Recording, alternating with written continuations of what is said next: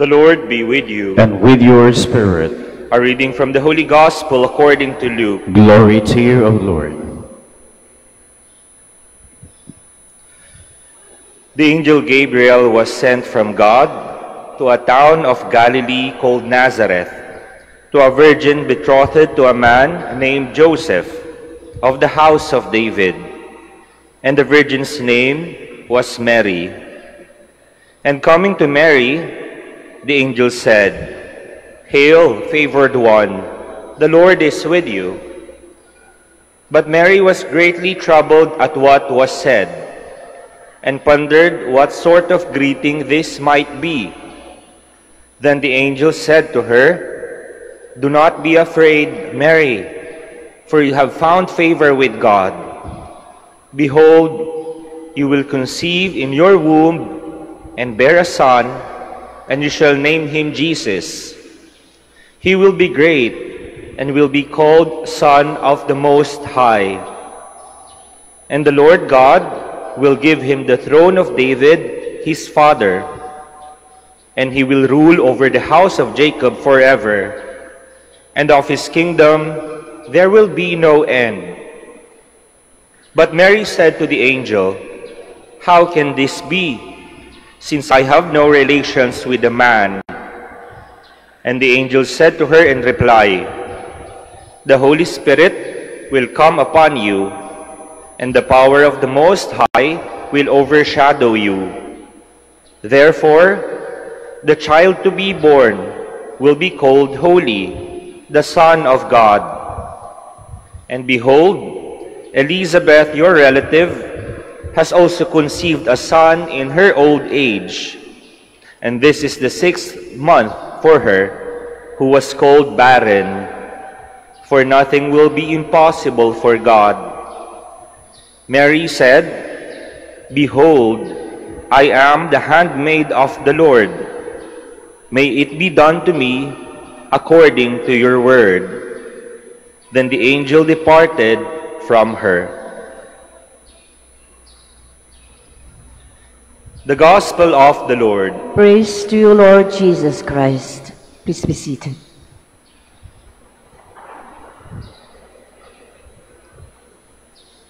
Natanong na po ba natin ang ating mga sarili kung ano po yung misyon natin sa buhay? Kung para saan ba tayo nabubuhay?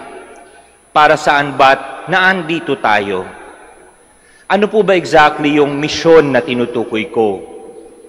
Ang misyon na tinutukoy ko po, ito'y patungkol sa isang tungkulin o kaya isang gawain o isang pagiging or being na hindi lamang sa tingin natin ay kailangan nating gawin o kailangan nating maging, kundi ito'y naaayon din sa kalooban, naaayon din sa iniatas na tungkulin o misyon ng Diyos para sa atin dito sa mundo.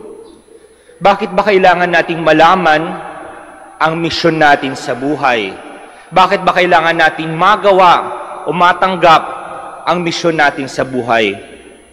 Napakahalaga na malaman natin, matanggap natin, at magawa natin ang misyon natin sa buhay. Ito'y yung kalooban ng Diyos sa ating lahat, sapagkat kapag nalaman natin o nagawa natin ang ating misyon, nagkakaroon ng bagong kahulugan yung mga bagay-bagay sa ating paligid. Sa ating pong pagbasa sa araw na ito, napakinggan po natin ang kwento ng pagpapakita ng Arkanghel Gabriel kay Maria.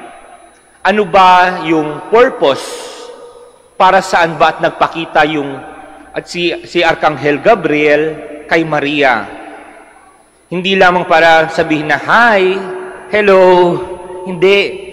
Ang ginawa ng Arkanghel ay kanyang ipinahayag kung ano yung inaatas na misyon ng Diyos kay Maria.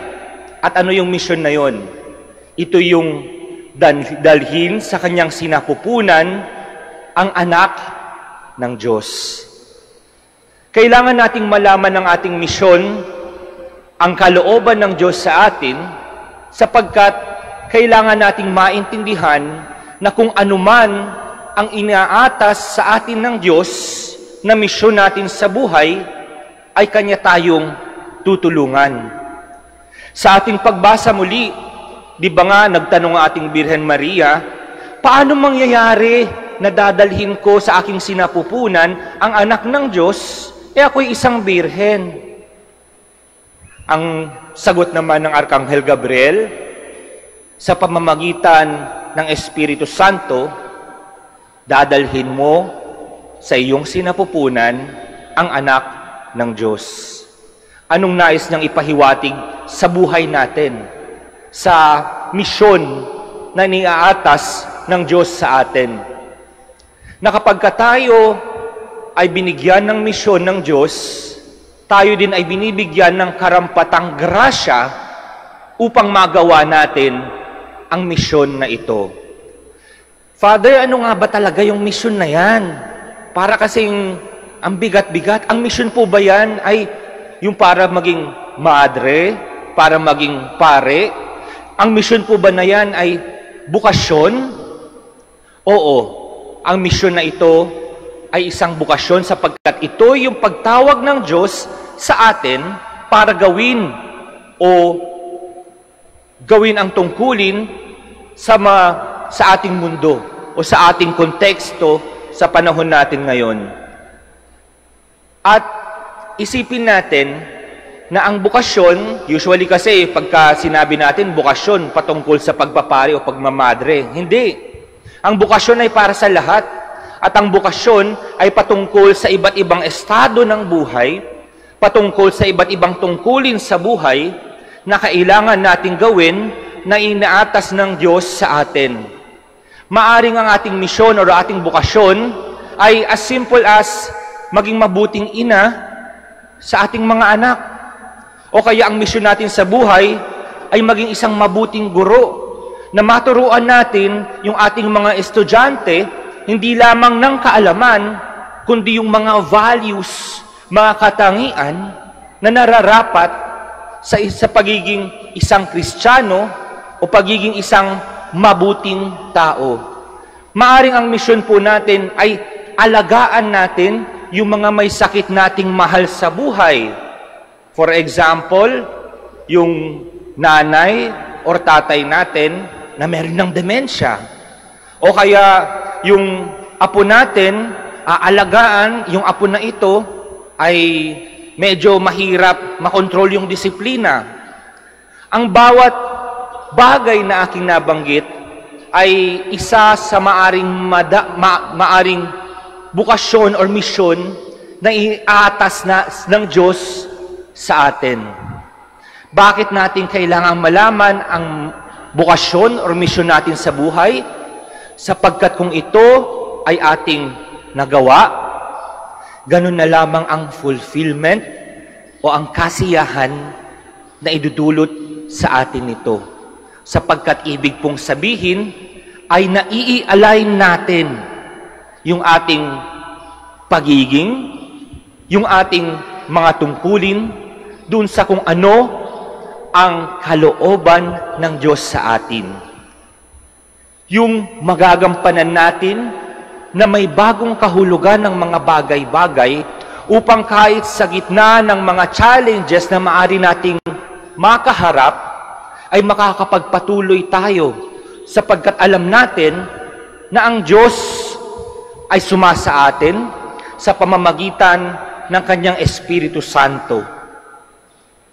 Bakit nga ba si Maria nakayanan niya hindi lang yung dalhin sa kanyang sinapupunan ang anak ng Diyos, kundi nakapagpatuloy siya sa pagiging ina ng Diyos kahit na nakikita niya na nahihirapan na si Jesus na siya noon ay nakapako sa krus. Siya ay nanatiling nakatayo sa paanan ng krus. Mary was persevering enough to be the mother of God. Siya ay nakatayo doon. Bakit? sapagkat alam niya yung kanyang misyon. Alam niya na ang grasya ng Diyos ay sumasa kanya. Kaya nga't anuman yung kakarapin niya ay kanyang malalagpasan sa kanyang buhay upang magampanan ang misyon na yan. Muli mga kapatid, tanungin natin ang ating mga sarili. Tanungin natin ang Diyos. Panginoon ko, ano po ba yung nais ninyo na gawin ko? Ano po ba yung nais ninyo na maging misyon ko sa buhay? Sana kapag nalaman ko na at natanggap ko na ang aking misyon, ay mabiyayaan pa rin ako ng grasya upang malagpasan ko ang bawat challenges, bawat pagsubok sa pagpapalaganap o pagsasakatuparan ng misyon na ito. At nang sa gayon, I will be able to fulfill your will at maramdaman ko yung kapanatagan ng aking loob, maramdaman ko at mapasa akin ang inyong kapayapaan.